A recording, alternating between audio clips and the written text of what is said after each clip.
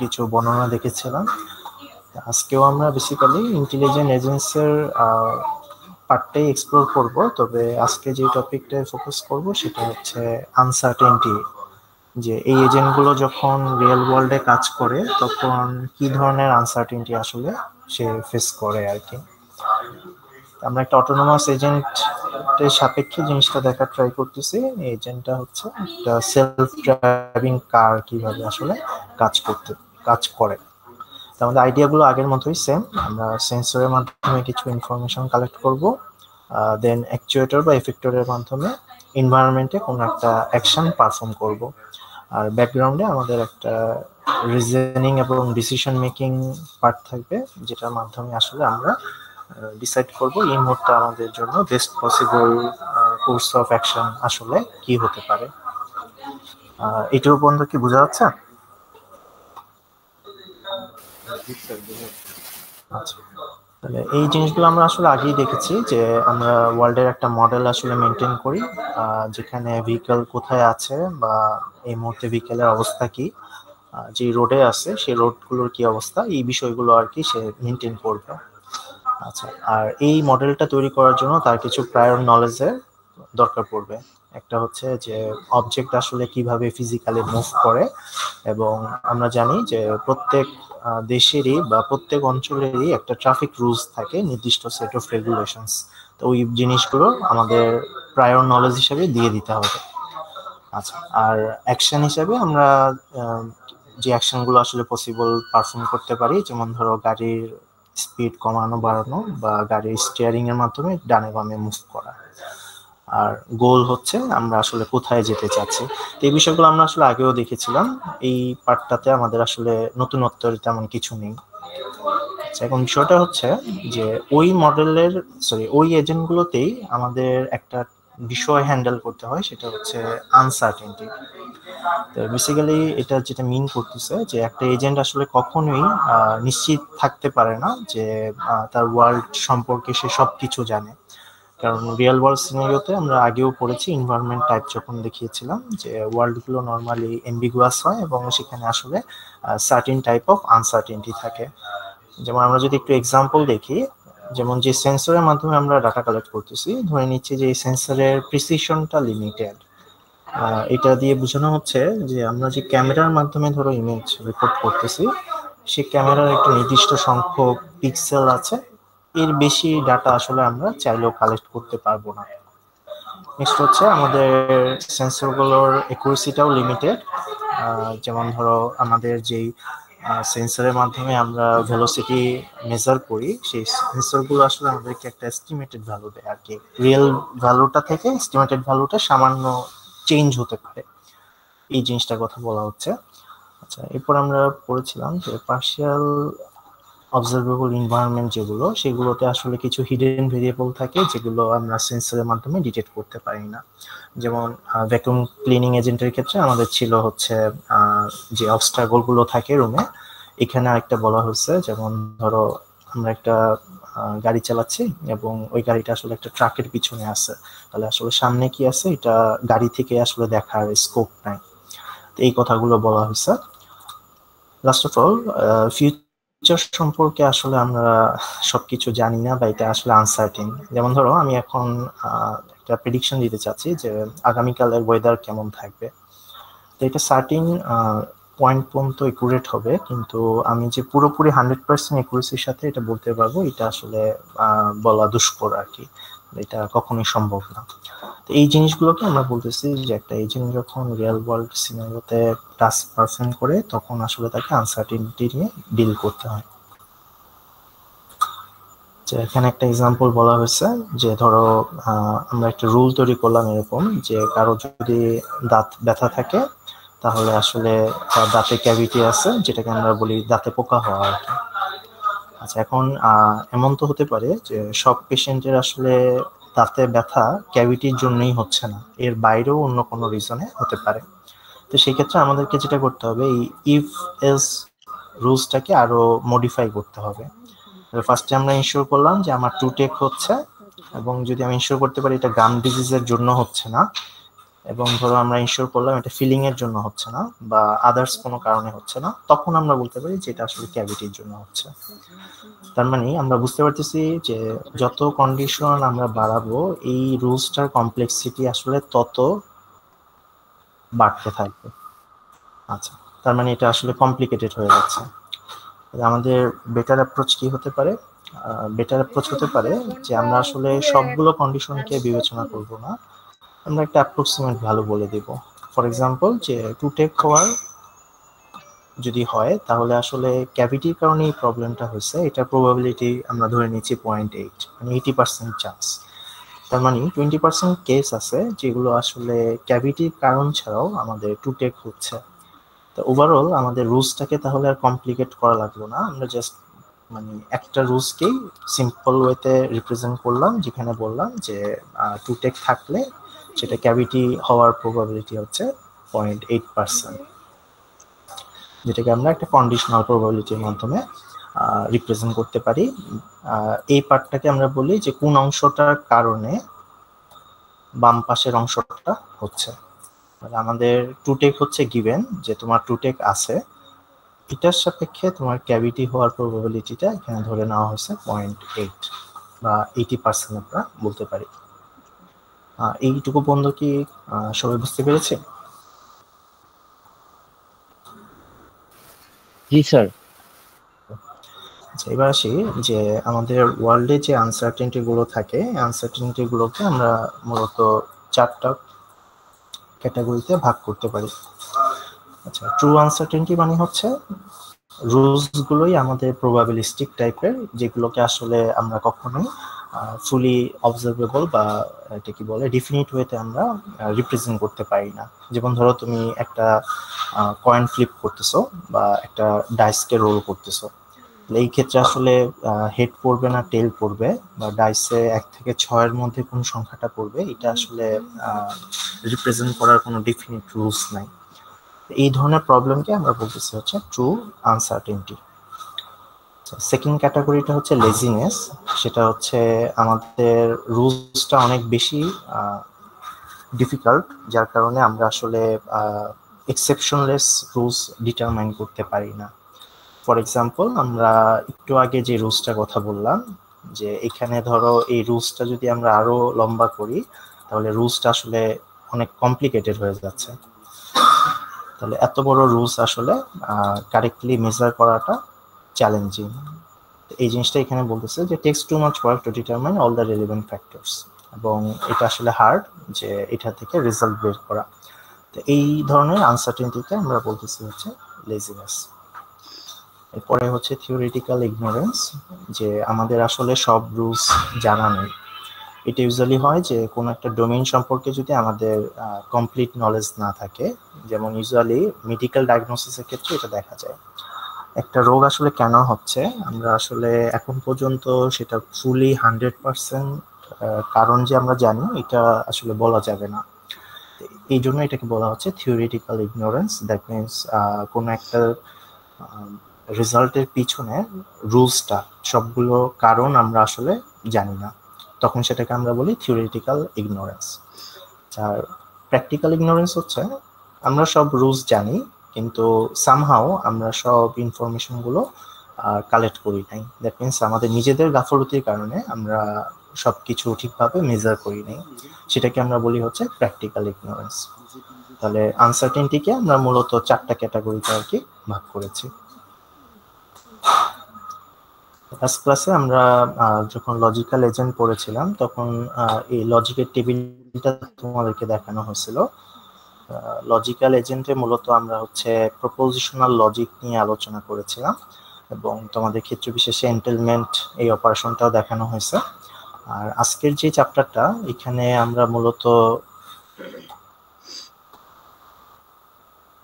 আলোচনা করতেছি এই প্রবাবিলিটি থিওরি এই অংশটা নিয়ে লজিকের, যেখানে আমরা আসলে ফ্যাক্টগুলোকে রিপ্রেজেন্ট করি। যেমন যে একটু আগে বললাম যে তোমার যদি টু টেক থাকে তাহলে আসলে তোমার ক্যাভিটি হওয়ার সম্ভাবনা কতটুকু, এবং এটাকে আমরা রিপ্রেজেন্ট করি ডিগ্রি অফ বিলিফ দিয়ে।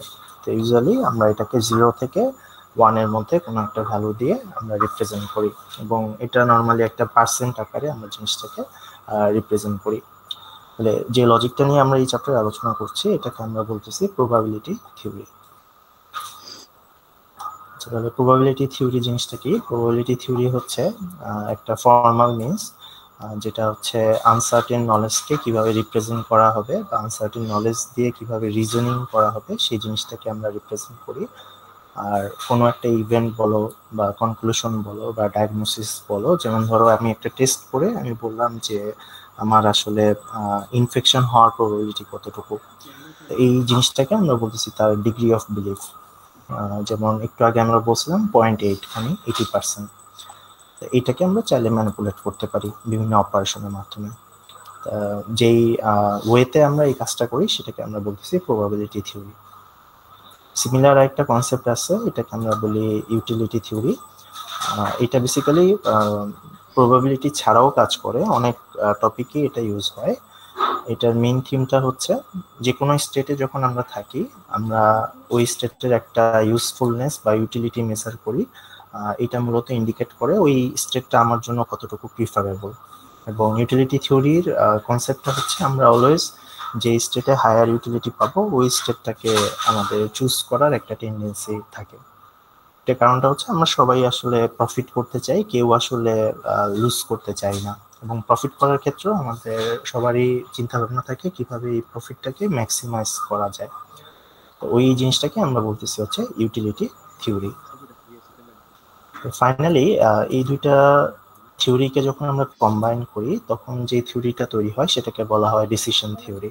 তো বেসিক্যালি আমরা যে রেশনাল এজেন্ট পড়েছিলাম, রেশনাল এজেন্ট হচ্ছে ডিসিশন থিওরির উপর বেস করে চলে, যেখানে তোমার গোল হচ্ছে যে প্রত্যেক স্টেটে তুমি কারেন্টলি যেখানে আসো এখান থেকে অল পসিবল আউটকামকে চিন্তা করে তাদের ইউটিলিটিটাকে অ্যাভারেজ করে আমি সবসময় হচ্ছে হাইয়েস্ট এক্সপেক্টেড ইউটিলিটিটা যাতে সেখান থেকে অ্যাচিভ করতে পারি সেই জিনিসটা হচ্ছে আমাদের গোল থাকে। তাহলে ডিসিশন থিওরিটা মূলত আগের দুইটা থিওরির একটা কম্বিনেশন আমরা বলতে পারি, যেখানে আমরা প্রবাবিলিটি থিওরিও অ্যাপ্লাই করতেছি আউটকামগুলো মেজার করার জন্য, আর ইউটিলিটি থিওরি অ্যাপ্লাই করতেছি আউটকামগুলোর মধ্যে বেস্ট পসিবল অ্যাকশনটাকে সিলেক্ট করার জন্য। সোফার কি কারো কোনো সমস্যা আছে জিনিসগুলো বুঝতে?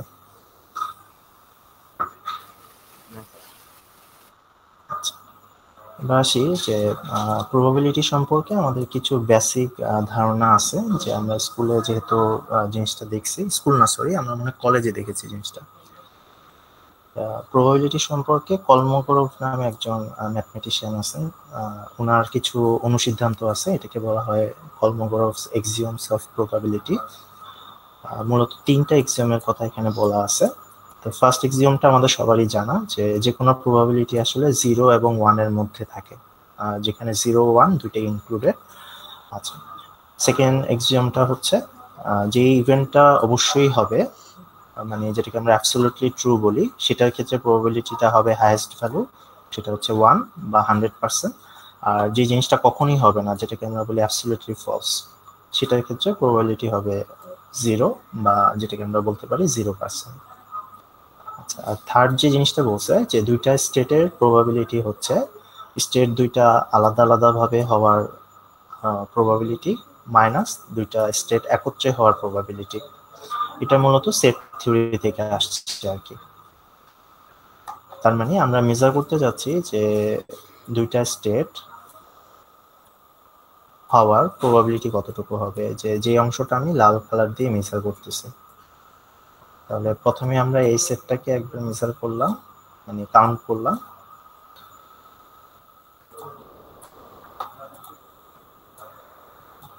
আচ্ছা, নেক্সট হচ্ছে আমরা বি সেটটাকে একবার কাউন্ট করলাম। তাহলে এই যে মাঝখানে একটা জয়েন্ট পার্ট দেখা যাচ্ছে, এটা এ সেটেও একবার কাউন্ট করছে, বি সেটেও একবার কাউন্ট করছে, তার মানে দুইবার কাউন্ট হয়ে গেছে। তাহলে পুরো রিজনটা মেজার করার জন্য আমাদেরকে আসলে মাঝের পার্টটা একবার বিয়োগ দিতে হবে, এই জিনিসটা এখানে করা হয়েছে। এটা মূলত আমরা হচ্ছে এটাকে ডিসক্রিট ম্যাথে শিখেছিলাম, যে প্রিন্সিপাল অফ ইনক্লুশন এক্সক্লুশন, সেটার মাধ্যমে আমরা তাহলে এই তিনটা জিনিসকে আমরা বলি হচ্ছে কলমোগরভস এক্সিওমস অফ প্রবাবিলিটি। তাহলে আমরা এখন একটু দেখি যে জয়েন্ট প্রবাবিলিটির কনসেপ্টকে কাজে লাগিয়ে আমরা আসলে কিভাবে প্রবাবিলিটি ইনফারেন্স করতে পারি বা নতুন একটা প্রবাবিলিটি ক্যালকুলেট করতে পারি।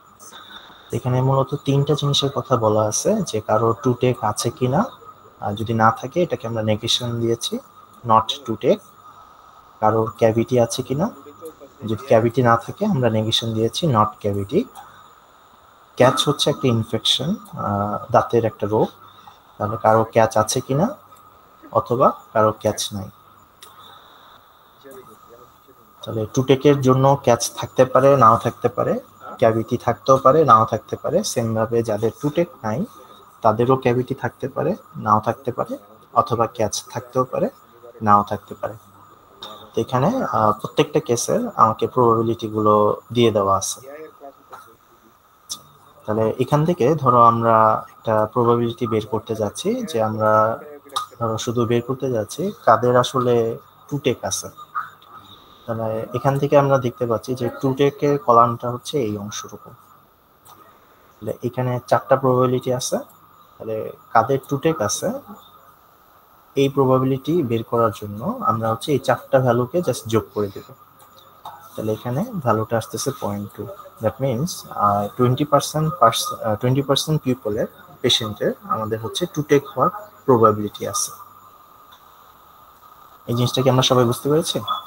জাস্ট আমরা দেখেছি যে টু টেকের কলামে কি কি প্রবাবিলিটি আছে তাদেরকে আমরা যোগ করেছি, যে এই চারটা ভ্যালু।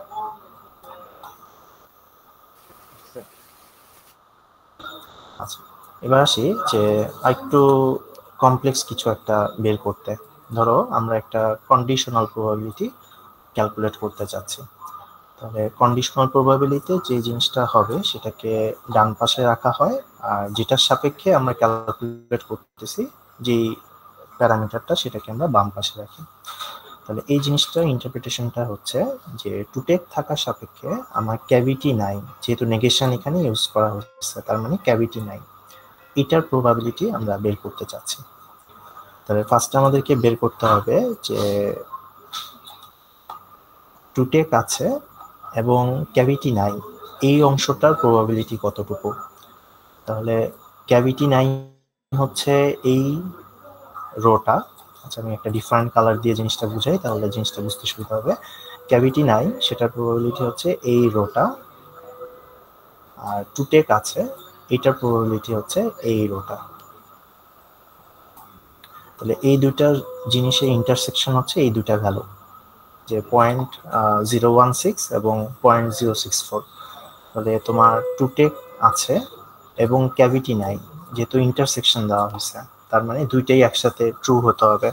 তাহলে এটার প্রবাবিলিটি হচ্ছে এটা ডিভাইডেড বাই টু টেক হওয়ার প্রবাবিলিটি কতটুকু।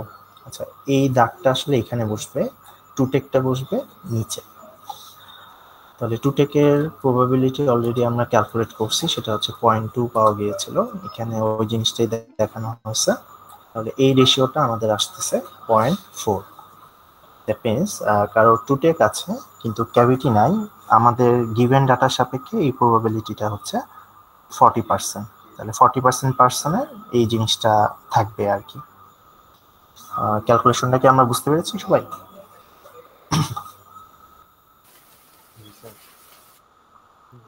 ওকে, এবার আসি যে যখন আমরা কন্ডিশনাল প্রবাবিলিটি ক্যালকুলেট করি এখানে আমাদের একটা গুরুত্বপূর্ণ কনসেপ্ট হচ্ছে ইন্ডিপেন্ডেন্স, যে একটা ইভেন্টের সাথে আরেকটা ইভেন্টের আসলে রিলেশন নাই। দ্যাট মিনস যখন আমরা ইভেন্টের প্রবাবিলিটি ক্যালকুলেট করব তখন একজনের সাথে আরেকজনের আসলে কোনো ধরনের রিলেশন নাই, এই জিনিসটাকে আমরা বলি হচ্ছে ইন্ডিপেন্ডেন্স। মানে আমাদের কন্ডিশনাল প্রবাবিলিটিগুলোর ইভেন্টগুলো যদি ইন্ডিপেন্ডেন্ট হয়, যেমন এ আর বি হচ্ছে দুটো ইভেন্ট, তাহলে তারা যদি ইন্ডিপেন্ডেন্ট হয় এ ঘটার জন্য বি ঘটার আসলে কোনো ধরনের ডিপেন্ডেন্সি নাই। তাহলে আমি যদি একটা প্রবাবিলিটি লিখি যে বি ঘটার সাপেক্ষে এ ঘটার প্রবাবিলিটি কতটুকু, এই ক্ষেত্রে বি এর কোনো ভূমিকা নাই যেহেতু ইভেন্টগুলো ইন্ডিপেন্ডেন্ট। তার মানে এই জিনিসটাকে আমরা এসেনশিয়ালি লিখতে পারি এ ঘটার প্রবাবিলিটি কতটুকু, এই যে এই জিনিসটা এখানে বলা হয়েছে। অনুরূপভাবে এ ঘটার সাপেক্ষে বি ঘটার প্রবাবিলিটি কতটুকু। যেহেতু আমরা বলছি ইভেন্ট দুইটা ইন্ডিপেন্ডেন্ট, তাহলে এ ঘটার এখানে কোনো ধরনের ভূমিকা নাই, তাহলে আমরা সরাসরি লিখতে পারি বি ঘটার ভূমিকাটাই আসলে আমাদের এইখানে কন্ডিশনাল প্রবাবিলিটি হিসাবে কাজ করতেছে। সেম জিনিসটা যদি হয় দুইটা ইভেন্ট একত্রে ঘটার প্রবাবিলিটি কত হবে, যদি ইভেন্ট দুইটা ইন্ডিপেন্ডেন্ট হয় তখন আমরা তাদের আলাদাভাবে হওয়ার প্রবাবিলিটি গুলোকে গুণ করব। ধরো আমি বললাম যে আজকে বৃষ্টি হচ্ছে, আগামীকাল আমি ক্লাসে যাব, তাহলে লজিক্যালি এই দুটো ইভেন্টের আসলে একটার সাথে আরেকটার কোনো ধরনের রিলেশন নাই। তাহলে আমরা যদি দুইটা ইভেন্ট একসাথে ঘটার প্রবাবিলিটি ক্যালকুলেট করতে চাই, যে আজকে বৃষ্টি হচ্ছে এবং আগামীকাল আমি ক্লাসে যাব, তাহলে বেসিক্যালি আজকে বৃষ্টি হওয়ার প্রবাবিলিটি এবং আগামীকাল ক্লাসে যাওয়ার প্রবাবিলিটি, এই দুটো প্রবাবিলিটিকে আমাদেরকে গুণ করতে হবে। ইন্ডিপেন্ডেন্স ধরলে আমাদের যেটা সুবিধা হয় যে কন্ডিশনাল বা জয়েন্ট প্রবাবিলিটি গুলো ক্যালকুলেট করতে আমাদের আসলে কনস্ট্রেন্টের সংখ্যা অনেক কমে যায়, দ্যাট মিন্স কমপ্লেক্সিটি অনেক কমে যায়। মোস্ট অফ দি থিওরেমে আমরা নর্মালি এই ইভেন্টগুলোকে ইন্ডিপেন্ডেন্ট হিসেবেই কাউন্ট করি। যেমন আমাদের কমন একটা প্রবাবিলিটি থিওরেম হচ্ছে বেস থিওরেম, যেটাকে আমরা একটু মডিফাই করে আবার ক্লাসিফিকেশনের জন্য ব্যবহার করি, নাইভ বায়াস যেটাকে বলা হয়। তো এই থিওরেমটার একটা প্রি কন্ডিশন হচ্ছে, নেইভ বায়াস থিওরেমের একটা প্রি কন্ডিশন হচ্ছে ধরে নেওয়া হয় যে আমাদের যে ফিচারগুলো আছে বা অ্যাট্রিবিউটগুলো আছে আমাদের এখানকার সাপেক্ষে আমরা বলতে পারি ইভেন্ট, এই ইভেন্টগুলো আসলে ইন্ডিপেন্ডেন্ট। যদি ইন্ডিপেন্ডেন্ট না হয় তাহলে আসলে নেইভ বায়াসের যে ফর্মুলাটা এটাকে আমরা প্রুফ করতে পারি না। ঠিক আছে, তাহলে ইন্ডিপেন্ডেন্স কনসেপ্টটা আমাদের জন্য খুবই ক্রিটিক্যাল। এটা মূলত আমরা ব্যবহার করি যে আমাদের কন্ডিশনাল প্রবাবিলিটি বা জয়েন্ট প্রবাবিলিটি গুলোকে ক্যালকুলেট করার জন্য কি পরিমাণ ইনফরমেশন আমাদের লাগবে সেটাকে আমরা আসলে অনেক কমিয়ে ফেলতে পারি বা রিডিউস করে ফেলতে পারি। তো এখানে বলা হয়েছে যে ধরো এন সংখ্যক কয়েন ফ্লিপ যদি তুমি করো, তাহলে ধরে নিচ্ছি 10টা কয়েন ফ্লিপ করেছে, তাহলে এই 10টা কয়েন ফ্লিপের একসাথে যে সম্ভাব্যতা আছে এটা ক্যালকুলেট করার জন্য যদি তাদেরকে ইন্ডিপেন্ডেন্ট ধরা হয়, যে একটা কয়েন ফ্লিপের সাথে আরেকটা কয়েন ফ্লিপের কোনো সম্পর্ক নাই, তাহলে জাস্ট আমরা প্রত্যেকটা কয়েন ফ্লিপের প্রবাবিলিটিকে গুণ করে ফেলতে পারি, তাহলে আমরা একসাথে 10টা কয়েন ফ্লিপের জয়েন্ট প্রবাবিলিটিটা ক্যালকুলেট করতে পারি। এবার আমরা আসি যে আমাদের খুব গুরুত্বপূর্ণ একটা টপিক প্রবাবিলিটি থিওরির, সেটা হচ্ছে বেস থিওরেম। বেসিক্যালি কন্ডিশনাল প্রবাবিলিটির ক্যালকুলেট করার জন্য আমরা এই থিওরেমটা ব্যবহার করি। যেমন আমরা যখন কলেজে প্রবাবিলিটি পড়েছিলাম সেখানে কিছু ম্যাথ ছিল, যে ধরো 3টা ফ্যাক্টরি থেকে নাট বল্টু তৈরি করা হচ্ছে, তা কিছু নাট বল্টু আছে যেগুলো আসলে ডিফেক্টিভ তৈরি হয়, তা আমরা ধরো বের করা ট্রাই করতেছি যে একটা নাট বল্টু ডিফেক্টিভ পাওয়া গেল, এটা আসলে কোন ফ্যাক্টরি থেকে তৈরি করা হয়েছে, তাহলে নাট বল্টু ডিফেক্টিভ পাওয়ার সাপেক্ষে এটা কোন ফ্যাক্টরির সেই প্রবাবিলিটিটা আমরা বের করতে চাচ্ছি। এই ধরনের কন্ডিশনাল প্রবাবিলিটি যদি আমরা বের করতে চাই তখন হচ্ছে আমরা বেস থিওরেমটাকে অ্যাপ্লাই করতে পারি। এখানে এক্স ওয়াই কে দুইটা র্যান্ডম ভেরিয়েবল হিসাবে ট্রিট করা হচ্ছে, যেখানে এগুলোর আমরা মান অ্যাসাইন করতে পারি। আমরা পরে ম্যাথ করার সময় হয়তো একটা এক্সাম্পল দেখবো, যেমন এক্স এর ভ্যালু হিসেবে আমরা স্মল এক্স অ্যাপ্লাই করতে পারি, আবার ওয়াই এর ভ্যালু হিসেবে আমরা স্মল ওয়াই ভ্যালু হিসেবে অ্যাপ্লাই করতে পারি।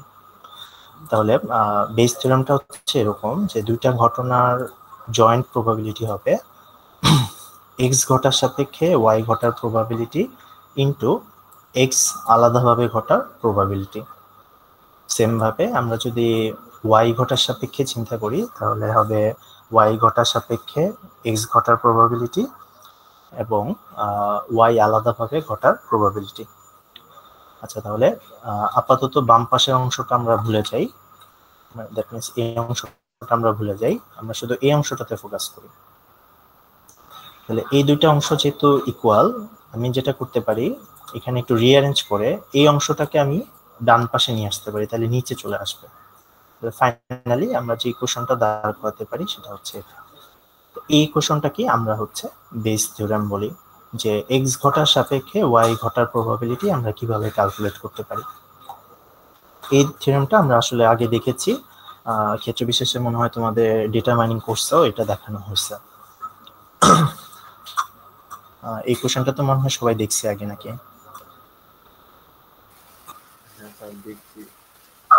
আচ্ছা, এই জিনিসটা এখানে জাস্ট আরেকবার করে দেখানো হয়েছে। আগেরটা বই থেকে দেওয়া হয়েছে, আর এখানে হচ্ছে স্লাইডে একটু করে দেখিয়েছে আর কি, সেম জিনিস, এখানে কোনো ধরনের পরিবর্তন নাই। এখানে একটা কথা বলছে যে বেস থিওরেম আসলে আমরা প্রবাবিলিস্টিক রিজনিং কিভাবে এআইতে ব্যবহার করব সেখানে আসলে একটা গুরুত্বপূর্ণ ভূমিকা পালন করে। আচ্ছা, তাহলে বেস থিওরেম একটা কমন অ্যাপ্লিকেশন আছে মেডিকেল ডায়াগনোসিসে আমরা ইউজ করতে পারি। এরকম একটা এক্সাম্পলে আমি এখন দেখাচ্ছি তোমাদের।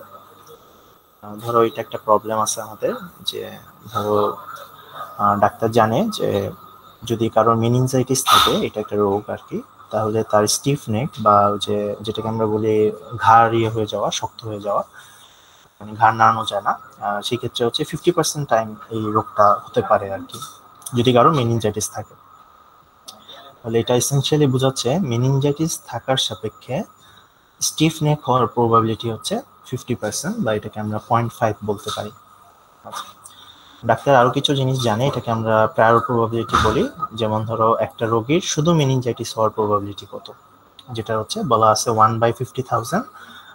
তাহলে হচ্ছে আমাদের 0.9 টাইপের কিছু একটা প্রবাবিলিটি হবে, মানে খুবই ছোট একটা প্রবাবিলিটি। আচ্ছা, আরেকটা বলা হয়েছে যে শুধু স্টিফ নেক হওয়ার প্রবাবিলিটি কত, সেটা বলা আছে 1/20। এস দিয়ে বোঝানো হচ্ছে স্টিফ নেক, এম দিয়ে বোঝানো হচ্ছে মেনিনজাইটিস। তাহলে এই ইনফরমেশন গুলোকে যদি আমি সামারাইজ করি, প্রথম ইনফরমেশনটা দেওয়া ছিল যে তোমার মেনিনজাইটিস আছে, এটার সাপেক্ষে স্টিফ নেক হওয়ার প্রবাবিলিটি হচ্ছে 50% বা 0.5। নেক্সট হচ্ছে তোমার শুধু মেনিনজাইটিস হওয়ার প্রবাবিলিটি কত, 1/50,000। শুধু স্টিফ নেক হওয়ার প্রবাবিলিটি কত, এটা হচ্ছে 1/20। তাহলে বেস থিওরেম অনুযায়ী আমি যদি এখন বের করতে চাই যে কারোর যদি স্টিফ নেক থাকে তাহলে তার মেনিনজাইটিস হওয়ার প্রবাবিলিটি কতটুকু, দ্যাট মিনস এই জিনিসটা আমরা বের করতে চাচ্ছি। আমরা যদি একটু বেস থিওরেমে আসি, তাহলে আমাদের এখানে y হচ্ছে m, x হচ্ছে s। তাহলে এই অনুযায়ী আমরা এটাকে সাজিয়ে লিখি। তাহলে আমরা লিখতে পারি p of s given m into p of m মনে হবে p of m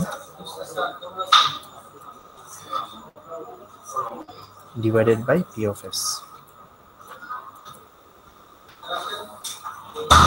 এই তিনটা মানই আসলে আমাদের কি আছে, জানা আছে, যেটা এখানে দেওয়া আছে।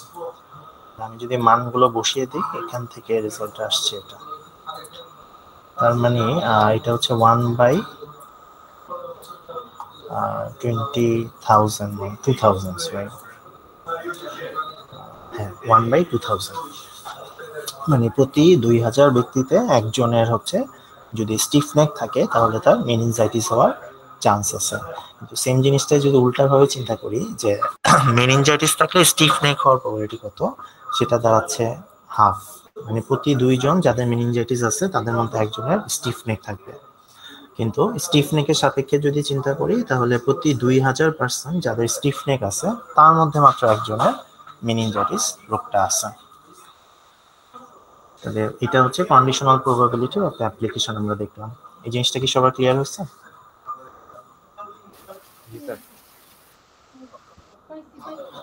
তাহলে বেস থিওরেমে আমরা একটু কমপ্লেক্স একটা এক্সাম্পল দেখি। ধরো ফুটবল গেম সম্পর্কে আমরা একটা প্রবলেম সলভ করতে চাচ্ছি, যে দুইটা টিম আছে, ধরে নিচ্ছি রিয়াল মাদ্রিদ বার্সেলোনা, এদের মধ্যে ফুটবল ম্যাচ হয়। একটা টিম হচ্ছে টিম 0 আর একটা হচ্ছে টিম 1। ফার্স্ট ইনফরমেশনটা বলা আছে যে তোমার টিম 0 65% টাইম জয়লাভ করে আর কি, এবং টিম 1 হচ্ছে বাকি ম্যাচগুলো জয়লাভ করে। আমরা একটা এক্সিওম জানি যে যতগুলো প্রবাবিলিটি সবগুলো প্রবাবিলিটি সামেশন হচ্ছে 1 হয়। তাহলে যত প্রবাবিলিটি আছে তাদেরকে সাম করলে আমরা 1 পাই। তার মানে একটা টিমের জয়ের প্রবাবিলিটি যদি 65% হয়, তাহলে অটোমেটিক্যালি আরেকটা টিমের জয়ের প্রবাবিলিটি হবে 1 মাইনাস, যেটা পার্সেন্ট না দিয়ে আমি পয়েন্টে লিখি আর কি। আমাদের 65% মানে 0.65, তাহলে এটা হবে 1 মাইনাস 0.65, দ্যাট মিনস 0.35 বা 35%।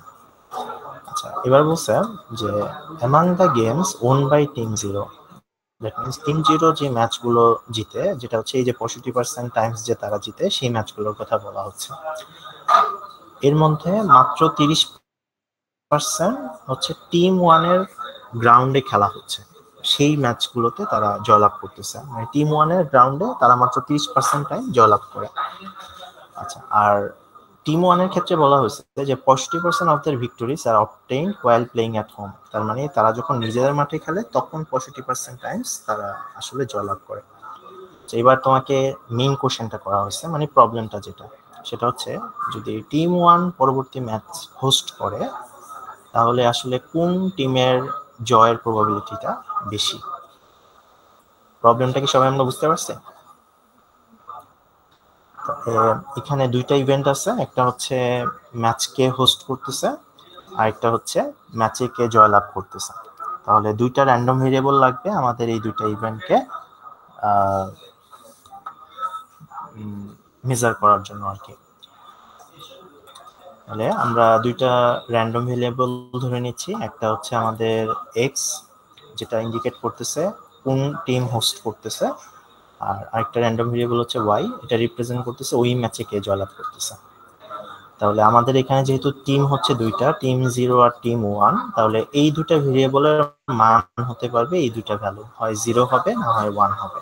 আচ্ছা, তাহলে ফার্স্ট ইনফরমেশনটাতে আসে। হ্যাঁ, কেউ কি কোনো কোশ্চেন করতে যাচ্ছ? ও, রুফ ক্লোজ করলে টিম হারে। যাই হোক, আসলে এই দুই টিমেরই অনেক সমৃদ্ধ ইতিহাস, কোনো টিমকে ছোট করে দেখার অবকাশ নাই। রিয়াল মাদ্রিদ, বার্সেলোনা, এটা প্রত্যেকেরই আসলে নিজ নিজ সাপোর্ট আছে ওই অনুযায়ী। এই জন্য আমরা এটা নিরপেক্ষ গ্রাউন্ড থেকে আর কি জিনিসটা চিন্তা করার ট্রাই করি আর কি। আচ্ছা, তাহলে ফার্স্ট যেই ইনফরমেশনটা দেওয়া আছে সেটা হচ্ছে টিম জিরো জিতে 65% টাইম। তার মানে ওয়াই হচ্ছে কারা ম্যাচ জিতে সেই ভেরিয়েবলটাকে ইন্ডিকেট করতেছে। তাহলে এটার ভ্যালু যখন জিরো, তার মানে হচ্ছে টিম জিরো ওই ম্যাচটা জিতে। তাহলে এই ভ্যালুটা আমাকে দেওয়া আছে 0.65। আর আমরা এক থেকে বিয়োগ করে বের করছি টিম ওয়ান তাহলে কত পার্সেন্ট ম্যাচ জিতে, সেটা আমরা পেয়েছি 65%। এরপরে যে ইনফরমেশনটা দেওয়া আছে যে টিম ওয়ান নিজেদের মাঠে খেললে 75% টাইম জয়লাভ করে।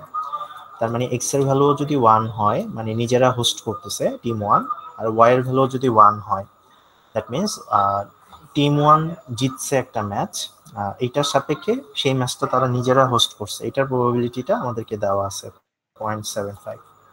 আচ্ছা, আরেকটা বলছে যে 30% অফ টাইম যে টিম জিরো জিতে টিম ওয়ানে ফুটবল ফিল্ডে। তার মানে ওয়াই এর ভ্যালু ওয়ান, সরি ওয়াই এর ভ্যালু জিরো, টিম জিরো জিতে, এবং এক্স এর ভ্যালু ওয়ান টিম ওয়ানের মাঠে, সেই ভ্যালুটা আমাকে দেওয়া আছে 0.3।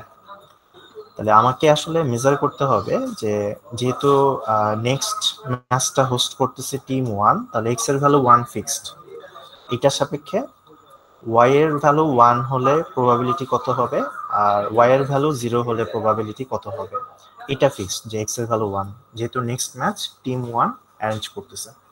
তাহলে এই দুটো প্রবাবিলিটির মধ্যে যে প্রবাবিলিটিটা বড় হবে, আমরা আসলে সেই টিমটাই আমাদের ম্যাচে জয়লাভ করবে আমরা বলতে পারি। তাহলে এখানে ক্যালকুলেশনটা দেখানো হয়েছে যে কিভাবে আমরা আসলে ক্যালকুলেশনটা করব। তাহলে এটা মূলত হচ্ছে বেস থিওরেমকে অ্যাপ্লাই করে এই কোশ্চেনটা লেখা হয়েছে। আচ্ছা, এবার আসি এই যে এক্স কখন কখন জয়লাভ করে, সরি এক্স সমান ওয়ান হচ্ছে এক্স কোন কোন ম্যাচ হোস্ট করে। তাহলে এক্স যে ম্যাচগুলো হোস্ট করে সেখানে দুই ধরনের আউটকাম হতে পারে, যে ওই ম্যাচে টিম ওয়ান জয়লাভ করেছে অথবা ওই ম্যাচে টিম জিরো জয়লাভ করেছে, যেটাকে আমরা ওয়াই দিয়ে মেজার করতেছি। এই জন্য ওয়াই এর দুইটা ভ্যালু ধরেই আমাদেরকে প্রবাবিলিটিটা ক্যালকুলেট করতে হচ্ছে। আচ্ছা, তাহলে এই জিনিসটাকে আমরা আবার বেস থিওরেম অ্যাপ্লাই করে আবার একটু বুঝাচ্ছি। এই যে দুইটা ইকুয়েশন আসলো, এখানে যেহেতু জয়েন্ট প্রবাবিলিটি আছে এক্স আর ওয়াই দুইটা মিলেই, তাহলে এই অংশটাতে আবার আমরা বেস থিওরেম অ্যাপ্লাই করতে পারি দুইবার। কোন থিওরেমটা? আমি যদি একটু উপরে আসি, বেসিক্যালি আমরা হচ্ছে এই জিনিসটা মেজার করার ট্রাই করতেছি, সুতরাং আমরা এই জিনিসটা অথবা এই জিনিসটা, এই দুইটা ইকুয়েশনে যে কোনোটা ইউজ করতে পারি। এখানে ওই জিনিসটাই করা হয়েছে। তাহলে বাম পাশের জন্য আমরা একবার ব্যবহার করলাম, এখানে সেম ভাবে ডান পাশের জন্য আমরা আরেকবার ব্যবহার করলাম। তাহলে এই সবগুলো মান আসলে আমার আগের পেজে আমরা বের করে রেখেছিলাম। তাহলে আমরা যদি এখন শুধু মানগুলো বসাই, তাহলে ফার্স্ট ভ্যালুটা আসতেছে 0.5738। তার মানে টিম 1 এর মাঠে নেক্সট ম্যাচ অ্যারেঞ্জ করলে টিম 1 এর জয়ের প্রবাবিলিটি হচ্ছে 0.5738। তাহলে যেহেতু মানে প্রবাবিলিটির যোগফল একের বড় হতে পারে না, তাহলে এক থেকে এই প্রবাবিলিটিটা বাদ দিলে বাকি প্রবাবিলিটিটা পাওয়া যাবে। তাহলে এই দুটার মধ্যে কম্পেয়ার করলে আমরা দেখতেছি প্রথম প্রবাবিলিটিটা বেশি। দ্যাট মিনস x1 মানে টিম 1 যদি নেক্সট ম্যাচ অ্যারেঞ্জ করে সেই মাঠে, নিজের মাঠে যেহেতু খেলা, এখানে আসলে টিম 1 এর জয়লাভ করার প্রবাবিলিটিটা বেশি। এটাই হচ্ছে বেস থিওরামের অ্যাপ্লিকেশন। পরীক্ষায় হয়তোবা তোমাদের এরকম কিছু সিনারিও বেসড ম্যাথ প্রবলেম আসতে পারে এখান থেকে। তো প্রথম প্রবলেমটা খুব স্ট্রেট ফরওয়ার্ড ছিল, জাস্ট মান বসালেই হয়ে যাচ্ছিল, যেটা আমরা ডিজিজের একটা প্রবলেম দেখলাম। আর দ্বিতীয় প্রবলেমটার ক্ষেত্রে আমাদেরকে আসলে একটু ইনফারেন্স করা লেগেছে এবং কন্ডিশনাল প্রবাবিলিটিগুলোকে একটু রিঅ্যারেঞ্জ করে লেখা লেগেছে। আমরা ক্লাস খুললে যদি সম্ভব হয় আমরা বেস থিওরামের আরো কিছু ম্যাথ দেখার ট্রাই করব। আর লাস্ট যে কথাটা এখানে বলছে সেটা হচ্ছে বেসিয়ান আপডেটিং। এটা বলতে বোঝায় যে তোমার বেস থিওরেমটাকে আমরা পরবর্তীতে চাইলে আপডেট করতে পারি। যেমন ধরো তোমার একটা প্রবাবিলিটি ছিল, তুমি ক্যালকুলেট করে রেখেছো এরকম যে টু টেক হওয়ার সাপেক্ষে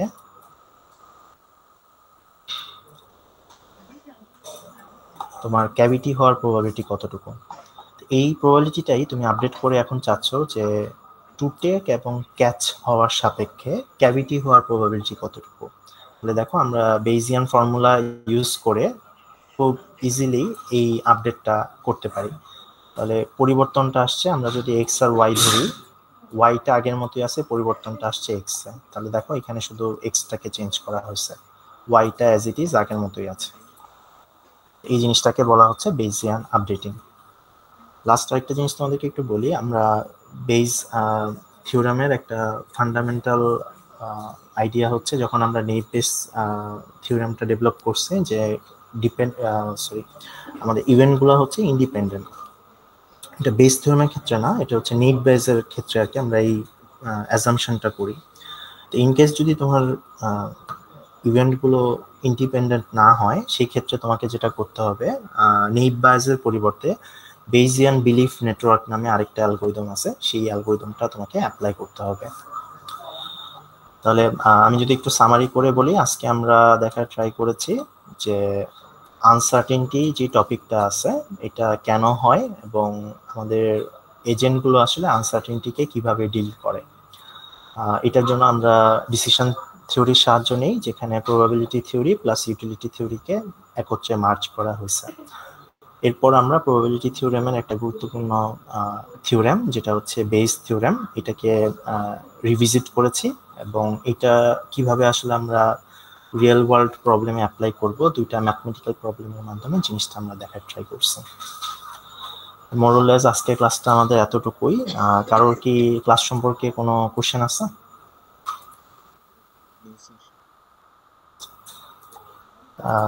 আমাদের মনে হয় কালকে আরেকটা ক্লাস আছে, আমরা কালকে ক্লাসটা করি, ইনশাল্লাহ ঈদের ছুটিতে যাব। আর এরপরে যাদের যে সমস্যা আছে যে কোনো টপিকে, আমরা ঈদের পরে এসে জিনিসগুলো ডিসকাশন করবো না আর কি।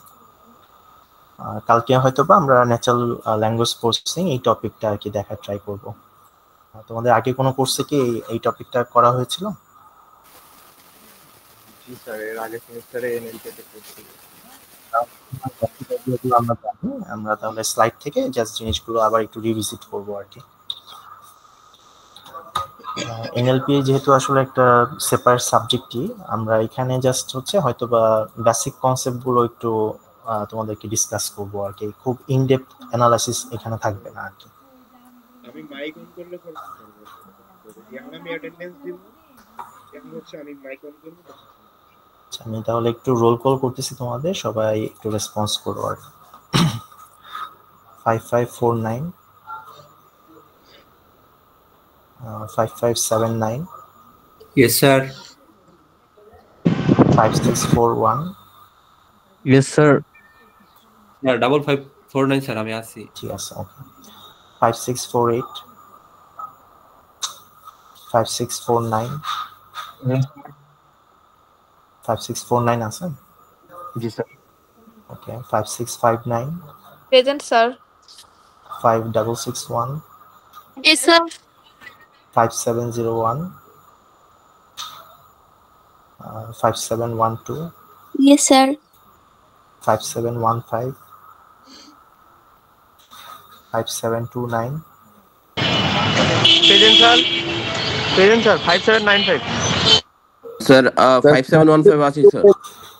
আচ্ছা, যাদের রোল একবার কল করা হচ্ছে, এক মিনিট, যাদের রোল 5449 আমাকে একটু শেষ Sir, করতে দাও। 5701. আমাকে একটু শেষ করতে দাও, আমি সিরিয়াল বাই যাচ্ছি, যাদেরটা বাকি থাকবে লাস্টে আবার আমি রোল কল করব, ঠিক আছে? একটু ওয়েট কর। 5729 আছে? জি স্যার আছি।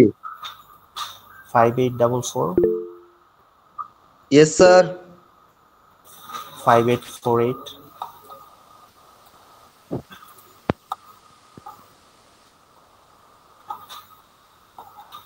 5848 আছে?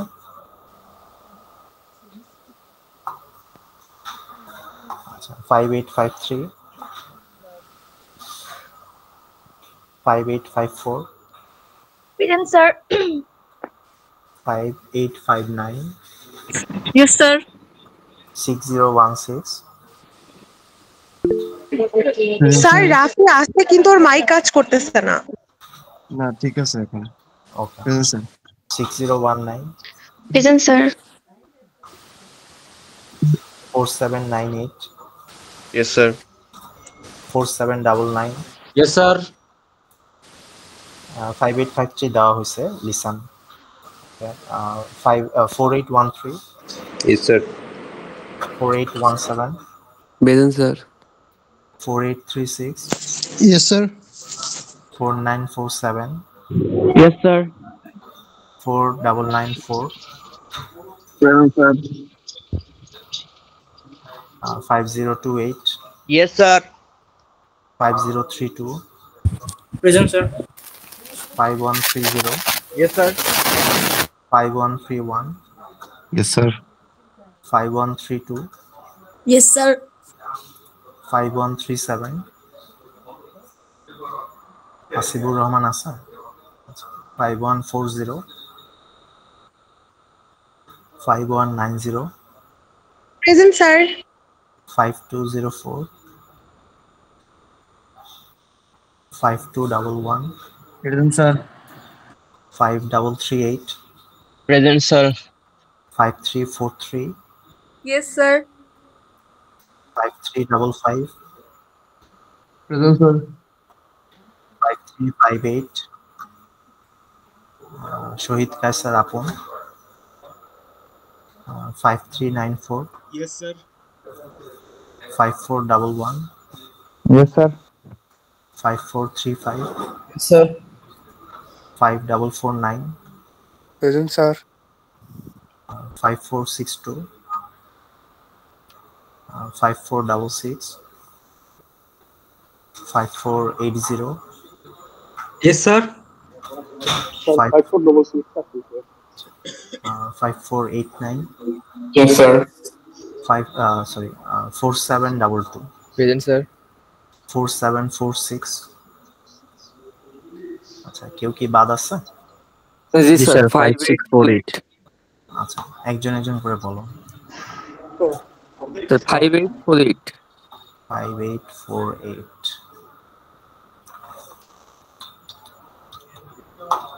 আচ্ছা, ইমন সূত্রধর দিলাম, এরপর 5648 sir. 5648 তানভীর রহমান শুভ্র। আর কেউ আছে? Sir, 5701. 701 তামান্না সালাম তাবাসসুম।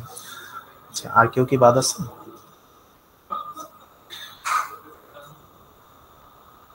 ঠিক আছে, আমি তোমাদের রেকর্ডিংটা শেয়ার করে দিব গ্রুপে তোমাদের সাথে। আর কালকে ইনশাল্লাহ ক্লাস 10 আমাদের আরেকটা ক্লাস হবে আর কি। এরপর আমরা ঈদের ভ্যাকেশনে যাব আর কি। ঠিক আছে, সবাই তাহলে ভালো থাকো, ইনশাল্লাহ কালকে আবার তোমাদের সাথে দেখা হবে। ওয়ালাইকুম আসসালাম।